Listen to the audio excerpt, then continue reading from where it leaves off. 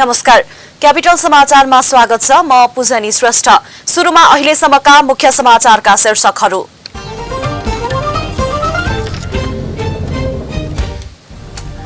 नेत्रविक्रम चन्द नेतृत्वको नेकपा र सरकार बीच 3 बुँदे सहमति। पार्टीमाथिको प्रतिबन्ध हट्यो। शुक्रबार प्रधानमन्त्री ओली र चन्दले एउटै मञ्चबाट सम्बोधन गर्ने। कृषि मलको समस्या सधैँका लागि अन्त्य भएको कृषि मन्त्री अर्यालको दावी। कारखाना स्थापना गर्ने गरी काम अगाडि बढेको भनाई। साथै प्रदेशमा मल भण्डारणको व्यवस्था गरिने।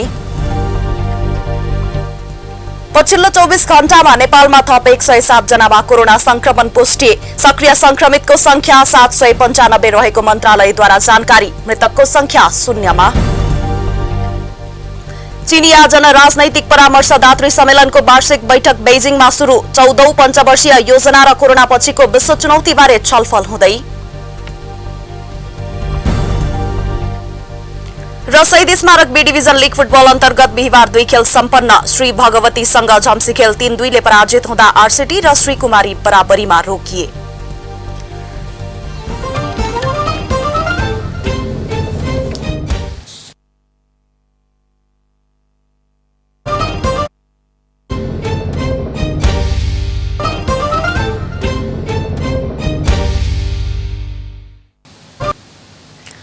क्यापिटल समाचार अब विस्तारमा।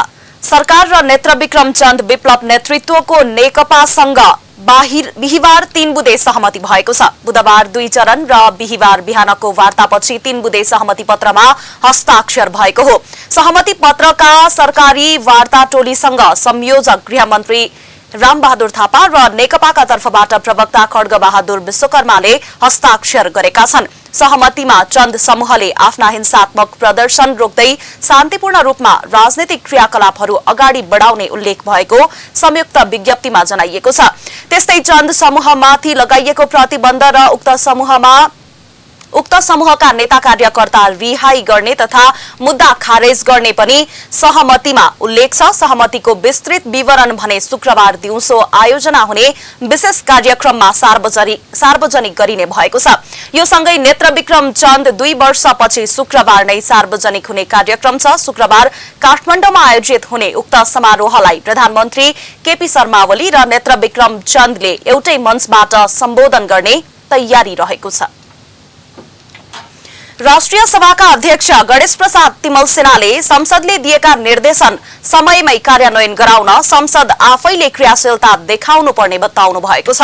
बिहिबार राष्ट्रिय सभाको 3 वर्षको सन्दर्भमा राष्ट्रिय सभाको प्रभावकारिता तथा कूटनीतिक शिष्टाचार सम्बन्धी अभिमुखीकरणमा बोल्दै अध्यक्ष तिमल सेनाले सभाले सरकारलाई दिएको निर्देशनको अनुगमन प्रभावकारी रूपमा गर्नुपर्ने बताउनुभयो। सरकारले सदनमा पेश गरेको विधेयकलाई समयमा नै पास गरेर अगाडि बढाउने विषयमा सभाले समेत ध्यान दिन आवश्यक रहेको बताउनुभयो। राष्ट्रिय सभा बिना अवरोध सञ्चालन भए पनि विभिन्न समयमा सरकारलाई दिएको निर्देशनको कार्यान्वयनबारे अनभिज्ञ हुने अवस्था हटाउनु पर्ने उहाँको भनाइ छ। हाम्रा 4वटा समिति गठन भएर ती समितिहरूले आफ्ना कामहरू नियमित ढङ्गले गर्ने, कतिपय आवश्यक पर्दाखेरि स्तरगत ढङ्गले अनुगमन निरीक्षण गर्ने र भएका विकास आयोजनाहरूको बारेमा छलफल चलाउने, सरकारलाई ती आयोजनाहरूलाई छिटो सम्पन्न गर्नको लागि सरकारको ध्यानाकर्षण गराउने, सम्बन्धित मन्त्रीहरूलाई समितिमा बोलाएर निर्देशन दिने आदि जनसरकारका विषयहरूमा पनि हाम्रा समितिहरूले निरन्तर काम गरिरहेका छन्।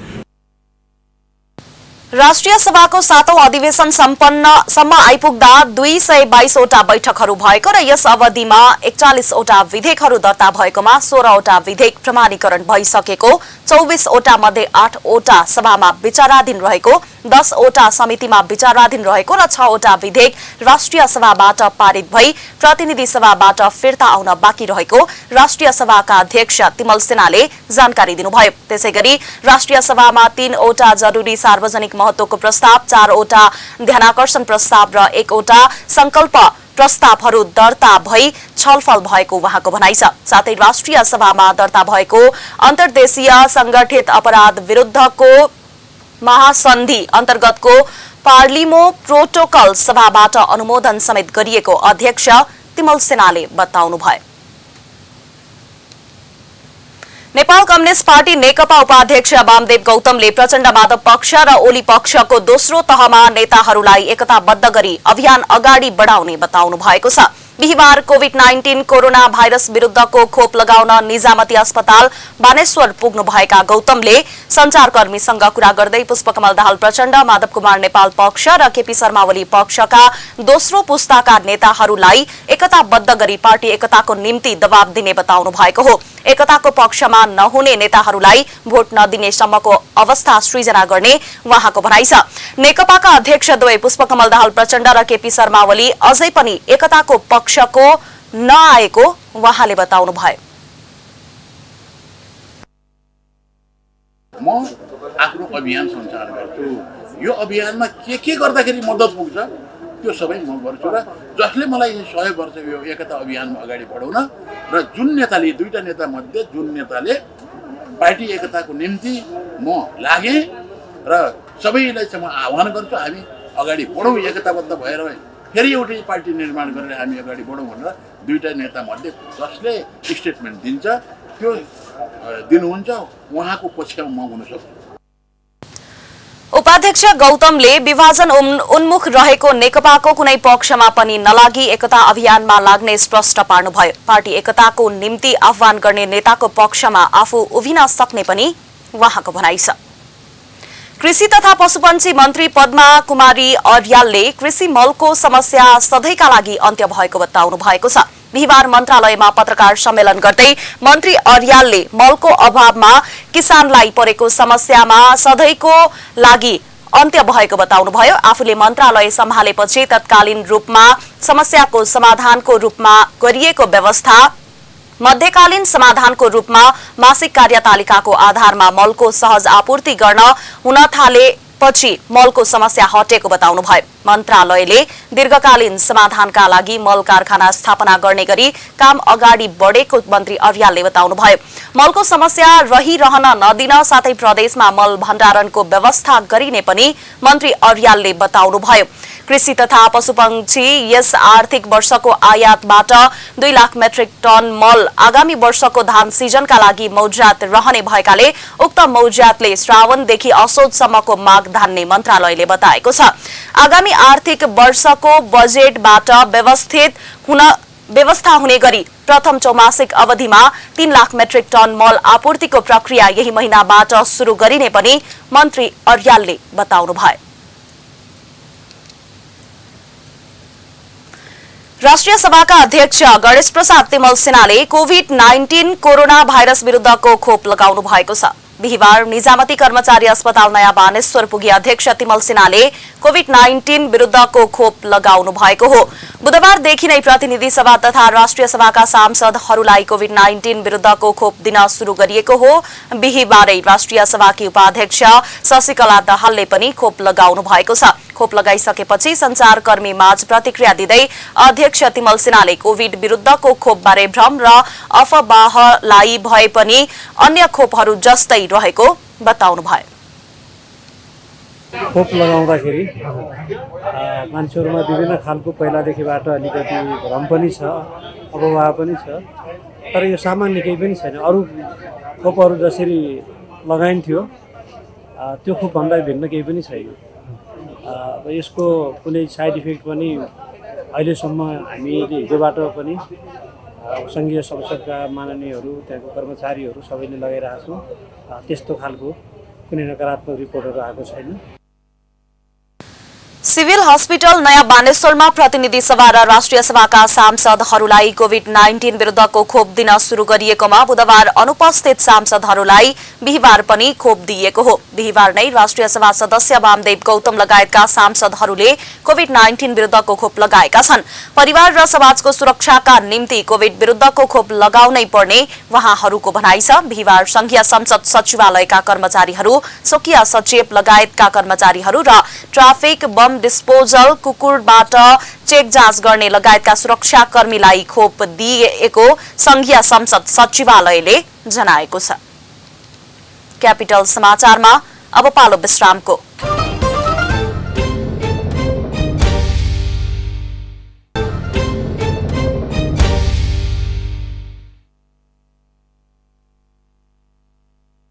समाचारमा स्वागत छ। अब बाँकी समाचार। पछिल्लो 24 घण्टामा नेपालमा 107 जना कोरोना संक्रमित थपिएका छन्। यो सँगै कुल संक्रमितको संख्या 2,74,488 जना पुगेको स्वास्थ्य तथा जनसंख्या मन्त्रालयले जनाएको छ, जसमध्ये 795 जना सक्रिय संक्रमित छन्। गत 24 घण्टामा 5,536 जनाको पीसीआर परीक्षण गर्दा 107 जनामा कोरोना पुष्टि भएको छ। यो सँगै नेपालमा पीसीआर परीक्षण हुनेको संख्या 21,79,047 पुगेको छ। गत 24 घण्टामा कुनै पनि कोरोना संक्रमितको मृत्यु भएको छैन। हाल 57 जना क्वारेन्टिनमा रहेका छन्। गत 24 घण्टामा 88 जना उपचारपछि डिस्चार्ज भएका छन्। यो सँगै नेपालमा निको हुनेको संख्या 2,70,683 पुगेको मन्त्रालयले जनाएको छ। सरकार नियन्त्रित सार्वजनिक संस्थान नेपाल आयल निगमले 1 महिना नबित्दै 2 पटक पेट्रोलियम पदार्थको मूल्य बढाएको छ। 1 हप्ता नबित्दै फागुन 4 गते मूल्य बढाएको निगमले फागुन 16 गते राति 12 बजेबाट लागू हुने गरी मूल्य समायोजनपछि पेट्रोलको भाव प्रति लिटर 116 रुपैयाँ र डिजेल तथा मट्टीतेलको भाव 69 रुपैयाँ कायम भएको छ। तर अहिले पनि अर्धमासिक रूपमा करिब 1 अर्ब 32 करोड घाटा नै रहने निगम बताउँछ। अचला लोहनीको रिपोर्ट। नेपाल आयल निगमले 2 महिनाको अवधिमा तेस्रो पटक इन्धनको मूल्य समायोजन गरिसकेको छ। पछिल्लो यसअघि फागुन 4 गते पेट्रोल, डिजेल र मट्टीतेलमा प्रति लिटर 2 रुपैयाँ मूल्य बढाएको निगमले फागुन 18 गते पुनः हवाई इन्धन बाहेकका पेट्रोलियम पदार्थको मूल्य प्रति लिटर 2 रुपैयाँ बढाएको छ। तर अहिले पनि अर्धमासिक रूपमा करिब 1 अर्ब 32 करोड घाटा नै रहने निगमको भनाइ छ। अन्तर्राष्ट्रिय बजार कच्चा तेलको मूल्यमा भएको वृद्धिका कारण भारतीय आयल कर्पोरेसनबाट बढेर मूल्य प्राप्त भएकाले मूल्य समायोजन गरिएको निगमले बताउँछ। निगमको तर्क छ, भारतीय आयल कर्पोरेसनले भारतमा बिक्री गरिरहेको इन्धन भन्दा नेपाली बजारमा सस्तोमा कारोबार हुँदा भारततर्फ तस्करी बढ्ने भएपछि मूल्य समायोजन गर्नु परेको हो। आयल निगम करिब 36 अर्ब रुपियाँसम्म घाटामा गएको अवस्था पनि थियो। त्यहाँबाट उक्सिएर यहाँसम्म आयो हैन। यो अवस्थामा आयो। अहिले पछिल्लो केही समयदेखि हामीले 71-72 सालदेखि यो स्वचालित मूल्य कार्यान्वयन कार्यविधि भन्ने छ एउटा हाम्रो, जसको मातहतमा बसेर हामी पेट्रोलियम पदार्थको मूल्य समायोजन गर्छौँ। तर त्यो मूल्य समायोजन गर्दाखेरि जुन हिसाबले 2 देखि 5% चाहिँ हामीले बढाउन सक्ने जुन प्रावधान छ, त्यो अनुसार हामीले चाहिँ पछिल्लो समय बढाउन सकिरहेका छैनौँ। हामीले सिधै आयल निगमले चाहिँ त्यसरी 5% बढाउँदाखेरि भोलि चाहिँ त्यसको भार जनतामा पर्छ भनेर हामीले 2% को ब्यान्डलाई मात्रै समातेर जुन हिसाबले मूल्य समायोजन गरिरहेका छौँ। निगमले स्वचालित मूल्य समायोजनको नाममा 3 सातामै प्रति लिटर 4 रुपैयाँ मूल्य बढाएपछि आर्थिक मामिलाका विज्ञहरूले यसको नकारात्मक असर मुलुकको आर्थिक क्रियाकलापमा पर्ने चेतावनी दिइरहेका छन्। पहिले निगमको प्रशस्तै नाफामा रहेको कारण अहिले केही मात्रामा कम वृद्धि भएको नेपाल आयल निगमका प्रवक्ता इन्जिनियर विनित मणि उपाध्याय बताउनुहुन्छ। मूल्य वृद्धिपछि काठमाडौँमा पेट्रोलको मूल्य प्रति लिटर 116 रुपैयाँ कायम छ। अहिले निगमको सञ्चित कोषमा रकम जम्मा गरिरहेको निगमले चरण समायोजन पछि पनि पेट्रोलमा प्रति लिटर 8.42 रुपैयाँ र डिजेलमा प्रति लिटर 6.56 रुपैयाँ घाटा रहेको नेपाल आयल निगमका प्रवक्ता विनित मणि उपाध्याय बताउनुहुन्छ। संस्था चाहिँ सम्पूर्ण नेपालीको संस्था हो आयल निगम भनेको हैन। यो नेपाल सरकारको पूर्ण स्वामित्व प्राप्त संस्था हो र यसको वस्तुस्थिति हामीले सबलाई जानकारी निरन्तर गराइरहन्छौँ। र अहिलेको अवस्थामा चाहिँ हामी यो 15 दिनमा 1 अर्ब 32 करोड रुपियाँ घाटामा छौँ। 15 दिनमा 1 अर्ब 32 करोड रुपियाँ चाहिँ हामी घाटामा छौँ। जबकि 1 महिना अघि आयल निगमले पेट्रोलियम पाइपलाइन र मुद्दती निक्षेपमा लगानी गरी कमाएको ब्याजका कारण भन्दै खुद मुनाफा 12 अर्ब 86 करोड पुगेको जनाएको थियो। निगमले थरीथरीको कर थोपरेर गएको वर्ष उपभोक्ताबाटै असुलेको 66 अर्ब 88 करोड राजस्व दाखिला गरेको थियो। तर अहिले मूल्य समायोजन गर्दा निगम व्यवस्थापनले हरेक 15 दिनमा 73 करोड रुपियाँ घाटा हुने दाबी गरेर उपभोक्ताको थाप्लोमा महँगीको मार थपिरहेको छ। तर आयल निगम भने 125 रुपियाँ बढाउनु पर्नेमा जनतालाई भार पर्छ भनेर नै 116 मात्र मूल्य कायम रहेको दाबी गर्दछ। तर सर्वसाधारणको भनाइ भने फरक छ। तर अब हामीले जहाँबाट ल्याउनु पर्ने त्यही ठाउँमा विदेशमै भाउ बढेपछि त त्यो अनुसारले त बढाउनु पनि पर्छ। तर यदि आयल निगम नाफामा गइरह अनुसारले चाहिँ यसलाई अलिक ढिलो बढाए पनि हुन्थ्यो। एकैचोटि यसरी पटक यो तुरन्तै अहिले 3 पल्ट लगातार बढिसक्यो। यस्तो 3 पटक लगातार बढ्दाखेरि त हामीलाई त धेरै नै मार्ग पर्छ। हेर्दाखेरि 2 रुपियाँ मात्रै जस्तो लाग्छ, तर यसको असर त धेरैमा पर्न जान्छ हैन। ढुवानी भाडाहरूमा पर्छ, हरेक चिजमा पर्छ। त्यसकारणले सरकारले चाहिँ नि यसरी छिटो चाहिँ बढाउनु नहुने हो। अलि टाइम लिएर अलि मान्छेले नबुझिने किसिमले अलि ढिलो बढाइदिए भए हुन्थ्यो। मूल्य समायोजनको नाममा छिटो समयमा मूल्य बढ्दा आम सर्वसाधारणलाई भने मारमा पारेको छ। यसै पनि विभिन्न शीर्षकमा थोपरिएका राजस्वका कारण अन्तर्राष्ट्रिय बजारमा भन्दा महँगो मूल्यमा पेट्रोलियम पदार्थ किन्नुपर्ने नियति भोगिरहेको नेपाली उपभोक्ता अहिले दोहोरो मार खेपिरहेका छन्। क्यापिटल टेलिभिजनको लागि क्यामेरामा दिपेन्द्र थापा मगरको साथमा अचला लोहनी, काठमाडौँ। महानगरीय ट्राफिक प्रहरी महाशाखाले चोरी भएका 27 वटा मोटरसाइकल बरामद गरी सम्बन्धित सवारी धनीलाई हस्तान्तरण गरेको छ। बिहिबार एक कार्यक्रमको आयोजना गरी महानगरीय ट्राफिक प्रहरी महाशाखाले चोरी भएका 27 वटा मोटरसाइकल 2 हप्तामै खोज तलास गरी सम्बन्धित सवारी साधन धनीलाई हस्तान्तरण गरेको छ। उपत्यकाको जोरपाटी, जगाती, काडाघाडी, माछापोखरी, गोकर्णेश्वर, बुढानीलकण्ठ, कृतिपुर, टोखा, नयाँ बस पार्क लगायतका विभिन्न स्थानबाट सादा पोसाकमा खटिएका प्रहरीले चोरी भएका मोटरसाइकलहरू बरामद गरेको महानगरीय ट्राफिक प्रहरी महाशाखाले जनाएको छ। बिहिबार मात्रै करिब 80 लाख बढी मूल्य बराबरको विभिन्न कम्पनीका मोटरसाइकलहरू धनीलाई बुझाइएको पनि बताइएको छ। हामी जेनरली हाम्रो चेकिङहरू हुन्छ। चेकिङमा ब्लू बुक नभएका मोटरसाइकल सबै हामीले होल्ड गर्छौँ। जसको ब्लू बुक छैन सबै होल्ड गर्छौँ। एउटा सम्भावना त्यो रहन्छ। अर्को हामी त्यस्ता शङ्कास्पद ठाउँहरूको निगरानी गर्छौँ। एउटा कुनै चाहिँ ठाउँमा चोरसहित फेला पऱ्यो भने त्यो चोरबाट त्यसलाई फलो गर्दै जान्छौँ। फेरि त्यसले अर्कोलाई देखाउने, अर्कोलाई देखाउने, अर्कोले उसले गरेका क्रियाकलापहरू देखाउने, यस्ता विभिन्न एक्टिभिटी 10-15वटा क्रियाकलाप गर्नुपर्छ। त्यसमध्येबाट कुनबाट चाहिँ फेला पर्छ त्यो अनुसारको हुन्छ। तर एउटै कुरा होइन, धेरै एक्टिभिटीले फेला पर्छ। महाशाखाले यस आर्थिक वर्षमा मात्रै हराएका 279 वटा मोटरसाइकल सवारी धनीलाई जिम्मा लगाइसकिएको तथा चोरीमा संलग्न 41 जना व्यक्तिहरूलाई पक्राउ गरी कारबाही समेत गरिसकेको जनाएको छ। क्यापिटल समाचारमा पुनः एकैछिन विश्राम।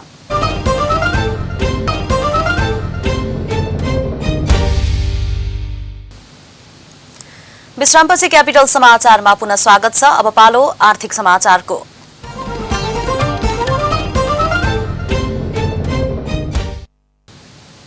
केन्द्रीय तथ्याङ्क विभागले नेपालको कुल ग्राहस्थ उत्पादन जीडीपी को आकार 10 वर्षमा 14.7% बढेको तथ्याङ्क सार्वजनिक गरेको छ।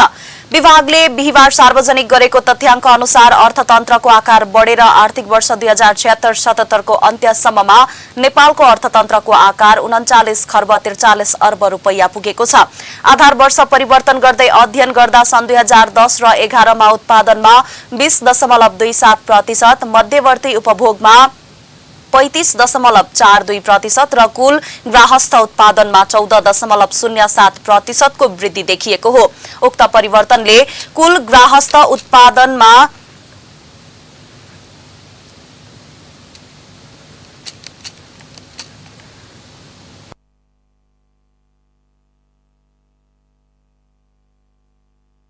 .07% को वृद्धि देखिएको हो। उक्त परिवर्तनले कुल ग्राहस्थ उत्पादनको आकार 39 खर्ब 43 अर्ब 66 करोड रुपैयाँ पुगेको देखिन्छ। यस्तै मध्यवर्ती उपभोग र उत्पादनको अनुपात सन् 2000 र 2001 को आधार वर्ष अनुसार 37.1% रहेकोमा परिवर्तित आधार वर्ष अनुसार अनुपात 41.82% रहेको छ। तथ्याङ्क सार्वजनिक गर्दै विभागका उपमहानिर्देशक डाक्टर हेमराज रेग्मीले औद्योगिक वर्गीकरण अनुसार कुल ग्राहस्थ उत्पादनमा आएको परिवर्तनलाई हेर्दा कृषि, वन तथा माछा पालनमा 0.5%, खानी तथा उत्खननमा 22.5%, औद्योगिक उत्पादनमा 4.5%, विद्युत ब्याजमा 46.8%, निर्माणमा 3.7%, थोक तथा खुद्रामा व्यापारमा 23.1% वृद्धि भएको बताउनुभयो। अवधिमा नेपालको अर्थतन्त्र झन्डै 14%ले बढ्यो है त लेभल। अब यो पहिलो रिजल्ट चाहिँ यही हो यहाँलाई देखाएको थिएँ। 2010-11 मा हामीले पहिला अनुमान गरेको भन्दा 2001 को हामीले बेस लिएर 2010-11 मा यसलाई कन्भर्ट गर्दा नेपालको अर्थतन्त्र अनि एक वर्षमा सर्दै 1%, 1.5%, 1.4% हो नि त्यो चाहिँ लेभलमा है। फेरि कन्फ्युजन नहुनु होला, ग्रोथ हाम्रो ठाउँमा छ। लेभलमा 14%ले बढ्यो भन्ने चाहिँ हाम्रो यो प्रारम्भिक अनुमान हो। अध्ययनको नतिजा अनुसार आवास तथा भोजनालयमा 16.4%, यातायात तथा सञ्चारमा 2.6%, वित्तीय तथा बीमा सम्बन्धी क्रियाकलापमा 36.8%, घर जग्गा कारोबारमा व्यावसायिक क्रियाकलापहरूमा 52%, सार्वजनिक प्रशासन तथा सुरक्षा अनिवार्य सामाजिक सुरक्षामा 157.9%, शिक्षामा 11.2% को सुधार देखिएको छ। यस्तै मानव स्वास्थ्यमा 1.2% र औद्योगिक वर्गीकरणमा भएका परिवर्तनको कारण कला मनोरञ्जन तथा अन्य क्रियाकलापहरूमा 85.8%ले कमी हुने देखिएको छ। कार्यक्रममा राष्ट्रिय योजना आयोगका उपाध्यक्ष डाक्टर पुष्पराज कौडेलले रेभिसिङ अध्ययनको नतिजा अनुसार योजना निर्माण र तर्जुमामा दबाव पर्ने बताउनुभयो। पूर्वानुमान अनुसार कोरोनाको असरले वृद्धि दर ठूलो आकारको ऋणात्मकमा जान्छ कि भन्ने डर तथ्याङ्कले हटाएकोले आगामी वर्षको योजना यसै अनुसार बनाउने बताउनुभयो। बेस्ट रुरल बेस्ट र चाहिँ एग्रिकल्चर बेस्ट इकोनोमी भएको कारणले गर्दाखेरि पनि यो दुईटै कारणले हामीलाई कम प्रभाव परेको जस्तो लाग्छ। अरू देशको छिमेकी देशहरूकै हिसाबले हेर्दाखेरि डेभलप्ड इकोनोमीसँग तुलना गऱ्यौँ भने त हामी अत्यन्त न्यू नै प्रभाव परेको पाउँछौँ। विभागले यस अघिको आधार वर्ष 2057-58 लाई परिवर्तन गरेर 2067-68 बनाएको हो। जीडीपी को आधार वर्ष परिवर्तन गर्दा सेवा क्षेत्रको योगदानको भार 8.4% ले बढेको छ भने कृषि तथा द्वितीय क्षेत्रको भार क्रमश 9.5 र 3.2% ले घटेको छ। यस्तै प्रति व्यक्ति आय पनि गत वर्षको भन्दा 25 अमेरिकी डलरले घटेको छ। गत वर्ष 1159 रहेकोमा अहिले घटेर 1134 डलर रहेको तथ्याङ्कले देखाए। यो सँगै हामी क्यापिटल समाचारको अन्त्यमा छौं। अन्त्यमा मुख्य समाचारका शीर्षकहरू फेरि एकपटक।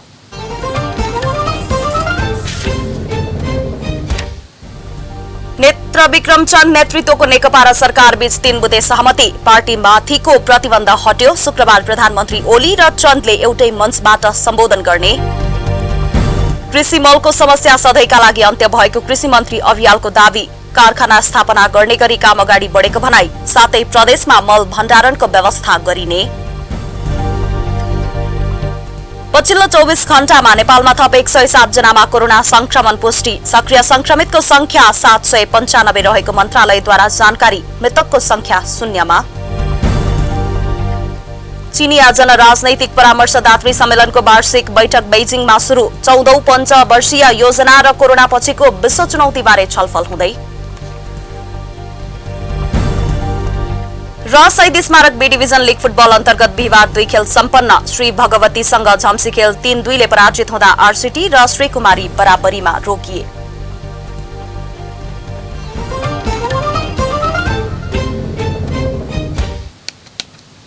हवस् त क्यापिटल समाचार अहिलेलाई सकियो। सूचना मनोरञ्जन र ताजा समाचारका लागि क्यापिटल टेलिभिजन हेर्दै गर्नुहोला। नमस्कार।